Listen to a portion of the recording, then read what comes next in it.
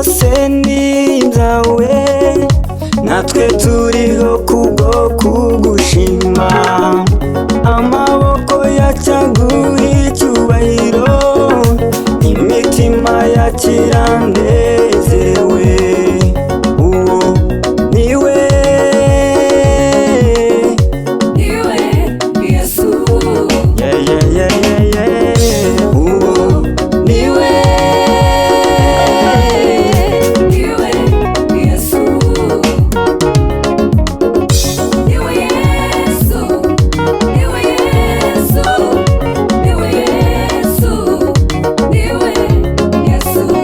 Niwe Yesu. Niwe Yesu. Niwe Yesu. Niwe Yesu. kandi tumenye yuko umuntu wacu wa kera yabambanywe nawe ku musaraba, kugira ngo umubiri w'ibyaha ukurweho, twoye kuguma mu mbata y'umwanzi Satani. Kandi tumenye yuko umuntu wacu wa kera yabambanywe nawe ku musaraba, kugira ngo umubiri w'ibyaha ukurweho, twoye kuguma mu mbata y'umwanzi Satani. Uri nyabigingira, uri Mana y'ishura, ni uw'agaciro, niyo mpamvu ngushimira.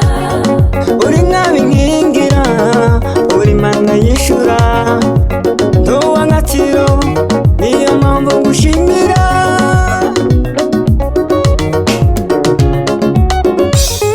Yaduhaye ububasha bwose bwo kwitwa abana b'Imana, ni nayo mpamvu